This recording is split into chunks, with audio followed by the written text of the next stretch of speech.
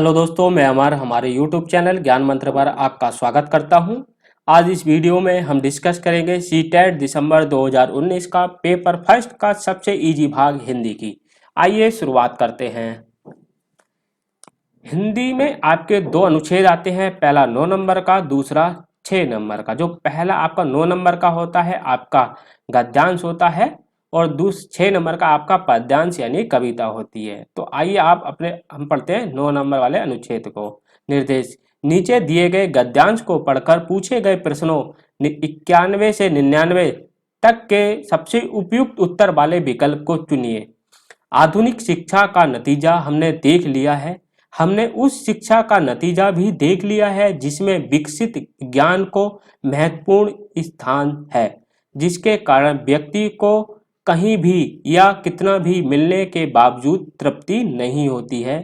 यही कारण है कि शिक्षा के स्वाभाविक और आवश्यक अंगों को छोड़कर हमने ऐसे विषयों पर अधिक ध्यान दिया है जो मनुष्य का एक तरफा विकास करते हैं, जिनके कारण व्यक्तित्व का बड़े से बड़ा भाग अतृप्त रह जाता है। बाल्यावस्था में भी कला शिक्षा को अभी तक उचित स्थान नहीं मिला है। जहां मिलता भी है वहां बच्चा 11-12 वर्ष का होते ही उसके शिक्षा क्रम में से कला प्रवृत्तियों को निकाल दिया जाता है।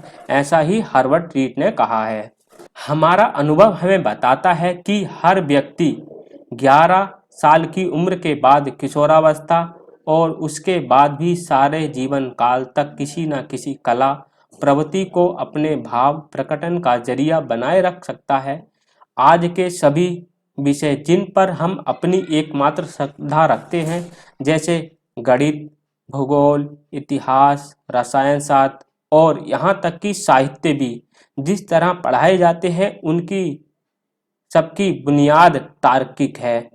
इन पर एकमात्र जोर देने के कारण कला प्रवृत्तियां जो भावना प्रधान होती हैं, पाठ्यक्रम से करीब करीब निकाल दी जाती हैं।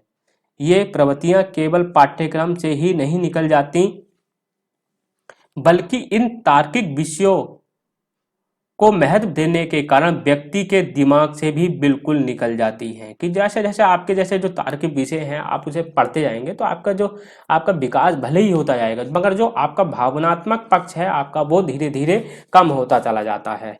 किशोर अवस्था को इस तरह गलत रास्ते पर ले जाने का नतीजा भयानक हो रहा है। कि मतलब जो इस अवस्था से है, जो उसकी जो भावना शैली है, जो भावना उसका जो विकास है वो कम हो रहा है। तो जो जो जो आपके किशोर जा रहे हैं वो गलत रास्ते पे जा रहे हैं, उसका नतीजा भी आप देख रहे हैं। सभ्यता रोज ब रोज बेढंग होती जा रही है। व्यक्ति का विकास गलत हो रहा है, उसका मानस अस्वस्थ, परिवार दुखी है, समाज में फूट पड़ी है और दुनिया को ध्वंस करने का ज्वार हर किसी पर चढ़ा है। हर कोई ये चाहता है कि मैं ही सर्वसर्वा हूँ, सारी दुनिया मेरे हो। जैसे आप देख सकते हैं कि जो विज्ञान ने जो विकास करा है उसका जो दूसरा पक्ष है, निगेटिव पक्ष है, वो अधिक मजबूत हो रहा है। जैसे कि आप देख रहे हैं हर कोई एटम बम बनाने के चक्कर में लगा है, कोई हाइड्रोजन बम बनाने के लिए लगा पड़ा है और वो चाहता है कि हम ही सब कुछ रहें, दूसरा हम पर बोले तो उसमें परमाणु बम डाल दें, यानी उसे खत्म कर दें, दुनिया को ध्वस्त कर दें। इस भयानक अवस्था को हमारा ज्ञान विज्ञान सहारा दे रहा है। बिल्कुल, क्योंकि ज्ञान विज्ञान से ही इन चीज़ों को उत्पन्न किया जा सकता है। आज की तालीम भी इसी दौड़ में साथ दे रही है। आज की तालीम भी इसी दौड़ का साथ दे रही है। आइए आप करते हैं रिलेटेड क्वेश्चन नंबर 91। विकसित शब्द में प्रत्यय है सत, सित, इत और ता। विकसित आपका दो शब्दों से मिला है, क्या बना है? विकास प्लस इत। इसमें जो विकास है वो मूल शब्द है और इत प्रत्यय है, तो इसमें जो तीसरा ऑप्शन है इत प्रत्यय, तो यह सही है। Next question number 92। अनुच्छेद के आधार पर कहा जा सकता है कि आधुनिक शिक्षा का नतीजा, पहला ऑप्शन है पता नहीं, दूसरा सुखद है, तीसरा दुखद है और चौथा औसत है। तो जो आधुनिक शिक्षा का जो नतीजा है हम देख पा रहे हैं कि वो दुखद है, कि उसका जो निगेटिव पक्ष है वो ज़्यादा हावी हो रहा है उसके पॉजिटिव पक्ष पे। तो इसका तीसरा ऑप्शन बिल्कुल सही है। Next question number 93। आधुनिक शिक्षा में किस विषय को अधिक महत्व दिया गया है? इस आपने जो अनुच्छेद पढ़ा उसके आधार पर आप कह सकते हैं कि जो आधुनिक शिक्षा में आपको विज्ञान को अधिक महत्व दिया गया है। नेक्स्ट क्वेश्चन, क्वेश्चन नंबर 94, अनुच्छेद के आधार पर हमें किस प्रकार पर सर्वाधिक देने की जरूरत है? बाल्यावस्था पर, विज्ञान पर, कला पर, किशोरावस्था पर। बाल्यावस्था की ज्यादा बात की नहीं गई है, किशोरावस्था में भी नहीं। तो जो आपका जो कला प्रवृत्ति है उस पर ज्यादा ध्यान देने की बात की गई है, क्योंकि कला प्रवृत्ति बच्चा अगर अपनाएगा, जो किशोर अपनाएंगे, तो उसमें जो उसका भावनात्मक पक्ष है वो मजबूत होगा। तो तीसरा ऑप्शन बिल्कुल सही है। नेक्स्ट क्वेश्चन, क्वेश्चन नंबर 95, अनुच्छेद के अनुसार गणित, भूगोल, इतिहास आदि विषय हैं बोध प्रधान, तर्क प्रधान, भाव प्रधान, कला प्रधान। इसमें अनुच्छेद में दिया गया है कि जो आपके गणित हैं, भूगोल हैं, तर्क प्रधान हैं। तो दूसरा ऑप्शन बिल्कुल सही है। नेक्स्ट क्वेश्चन, क्वेश्चन नंबर 96, ज्ञान विज्ञान को अधिक महत्व देने के कारण व्यक्ति विध्वंस की राह पर नहीं है, समाज उन्नति कर रहा है, समाज में विभाजन हो रहा है, या व्यक्ति सृजन की राह पर है। तो जो आपका जो अनुच्छेद में बात की गई है और आप अनुच्छेद का जो भाव समझ पा रहे हैं कि जो ज्ञान विज्ञान को अधिक महत्व देने के कारण समाज में विभाजन हो रहा है। तो तीसरा ऑप्शन बिल्कुल सही है। नेक्स्ट क्वेश्चन, क्वेश्चन नंबर 97, किशोरावस्था तार्किकता की प्रधानता और भाव के अभाव में डैश को अपना रास्ता अपना रही है, कि जो किशोरावस्था है वो तार्किकता की प्रधानता और भाव के अभाव में अपने पतन का रास्ता अपना रही है। तो दूसरा ऑप्शन बिल्कुल सही है। नेक्स्ट क्वेश्चन, क्वेश्चन नंबर 98, इनमें से कौन सा शब्द समूह से भिन्न है? अभिव्यक्ति, तार्किक, स्वाभाविक, साहित्यिक। जो आपका तार्किक, स्वाभाविक और साहित्य है इसमें एक प्रत्यय लगा है और पहले में नहीं लगा है, तो पहला वन भिन्न है, यानी पहला ऑप्शन बिल्कुल सही है। नेक्स्ट क्वेश्चन, क्वेश्चन नंबर 99, आज की तालीम भी इसी दौड़ में साथ दे रही है। वाक्य में निपात क्या? निपात मैं आज भी। निपात ऐसे शब्द होते हैं जो किसी बात पर अधिक जोर देने के लिए करे जाते हैं। तो ऐसे इसमें जो निपात है आपका, इसमें भी अधिक जोर दिया जा रहा है उसमें। तो तीसरा, ये जो आपका चौथा ऑप्शन, ये तीसरा ऑप्शन बिल्कुल सही है। आइए आप पढ़ते हैं अनुच्छेद दूसरा, जो कि आपका काव्यांश है, यानी कविता है, और जो 6 मार्क्स का आपका आता है। निम्नलिखित काव्यांश को पढ़कर पूछे गए प्रश्नों 100 से 105 के सबसे उपयुक्त उत्तर वाले विकल्प को चुनिए। इसमें जो कविता है हम इसे पढ़ेंगे, इसका भाव निकालेंगे, उसके बाद इसके उत्तर देंगे।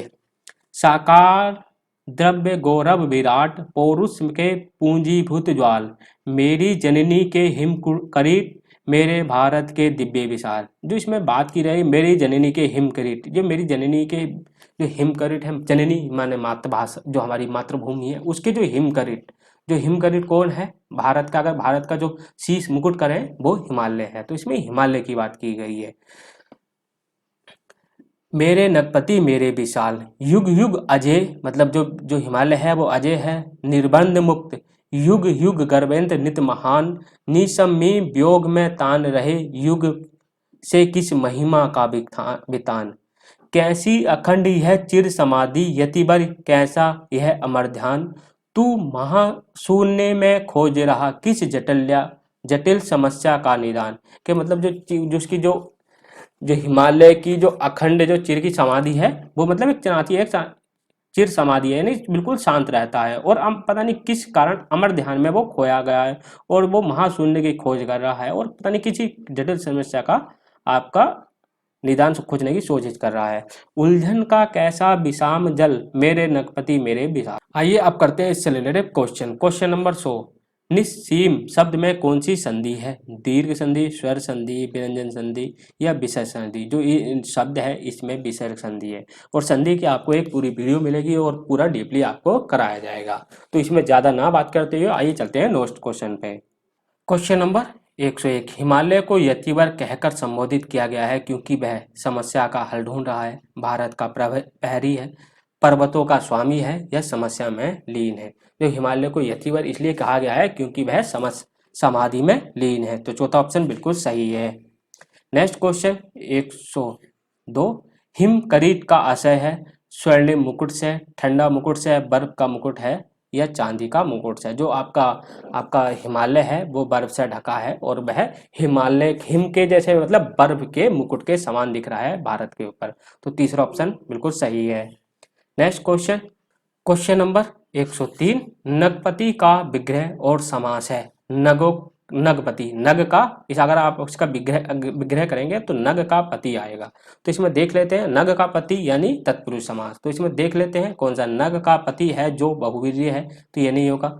ये रत्नों का नहीं, नग का बात करी गई है। तो चौथा ऑप्शन में देखो आपका नग का पति, तो चौथा ऑप्शन बिल्कुल सही है, क्योंकि इसमें कर्मधारय है, ये तो होगा नहीं। इसमें रत्नों की बात की है तो ये भी नहीं होगा। तो चौथा ही ऑप्शन आपका बिल्कुल सही होगा। Next question, question number 104। किस पंक्ति में कहा गया है कि हिमालय शक्ति की ज्वालाओं का ढेर है? साकार दिव्य, गौरव विराट, या दूसरा ऑप्शन है युग युग अजय निर्बंध मुक्त, तीसरा ऑप्शन है मेरे भारत के दिव्य भाल, या चौथा है पौरुष के पूंजीभूत ज्वाल। तो जो चौथा ऑप्शन है आपके, इसमें कहा गया है कि जो हिमालय है शक्ति की ज्वालाओं का ढेर है। Question number 105। जिसे जीता ना जा सके उसके लिए कविता में कौन सा शब्द प्रयुक्त हुआ है? जो जीता ना जा सके उसे तो सिंपल सा है, हम उसे अजय बोलते हैं। तो ये दूसरा ऑप्शन आपका बिल्कुल सही है। Next question 106।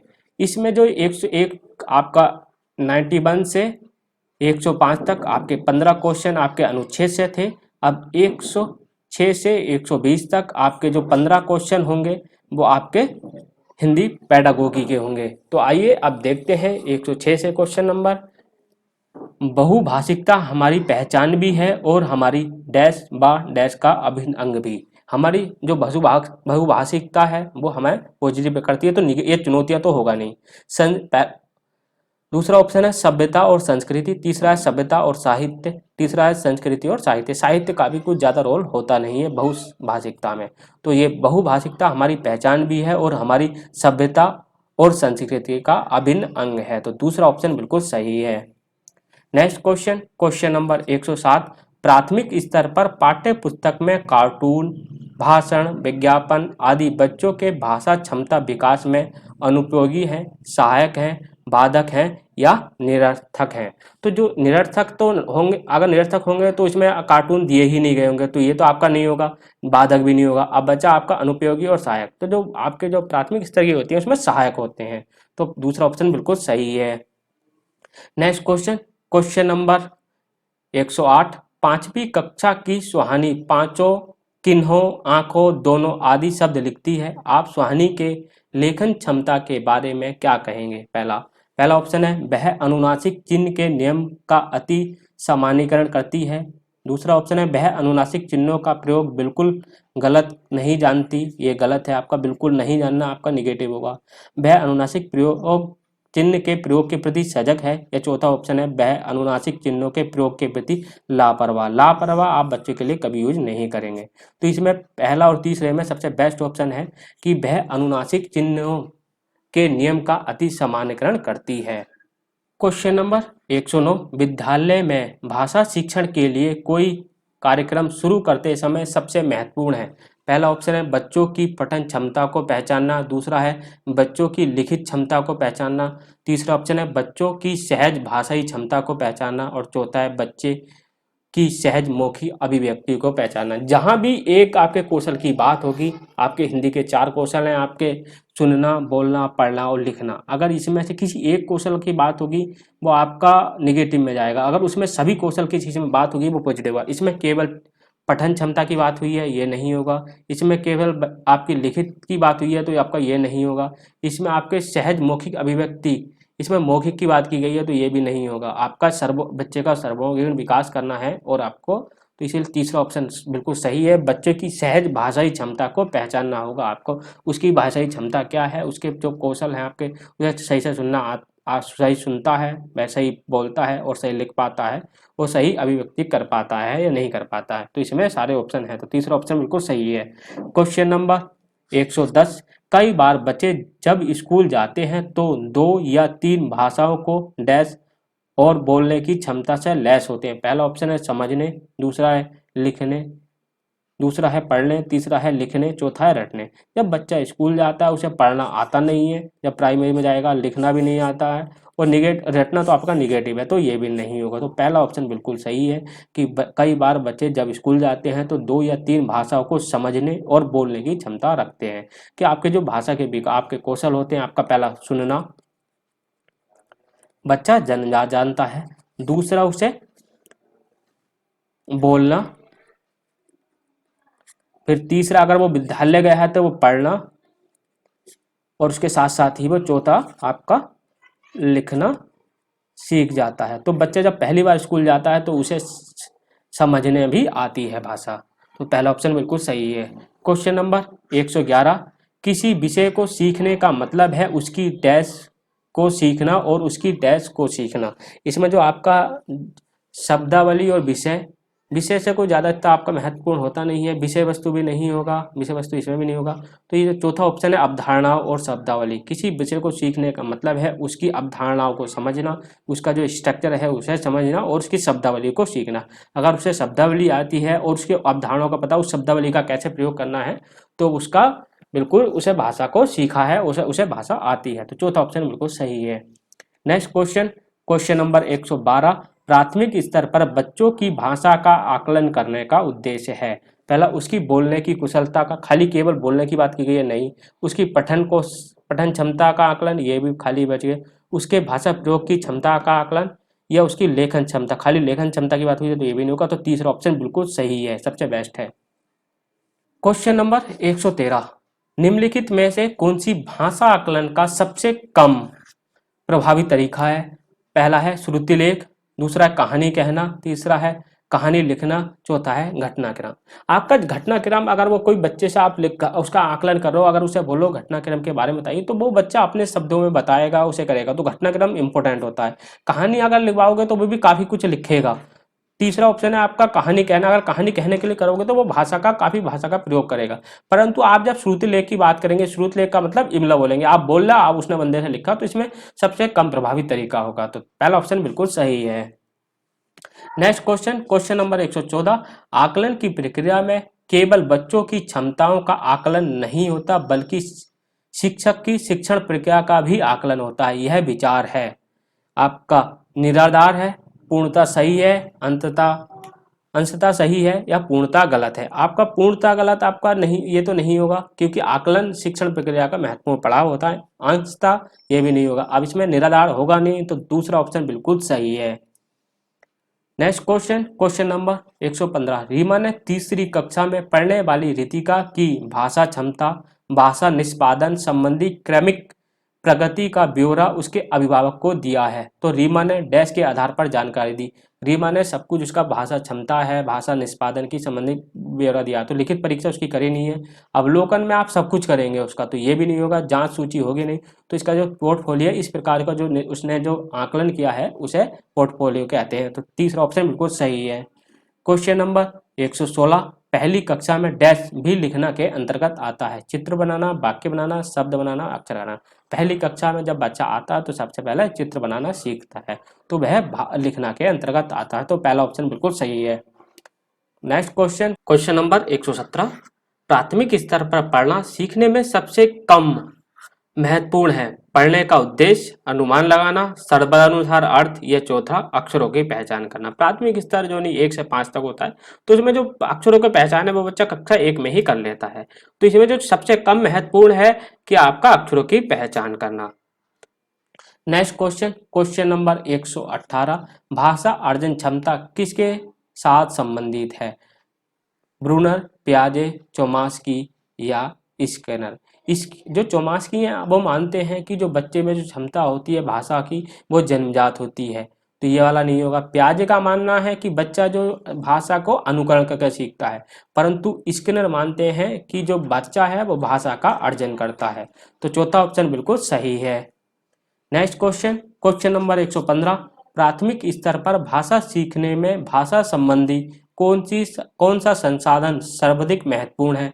प्राथमिक स्तर की बात की गई है तो पहला है टेलीविजन, दूसरा कंप्यूटर, तीसरा बाल साहित्य, और चौथा समाचार पत्र। प्राथमिक स्तर पर भाषा सीखने के लिए सबसे इंपॉर्टेंट होता है बाल साहित्य, यानी आप उसे बाल साहित्य दिखाएं, बाल की जो कविताएं हैं वो पढ़ाएं, तो वो उसका जो भाषा को जो विकास होता है वो बहुत अच्छा होता है। तीसरा ऑप्शन बिल्कुल सही है।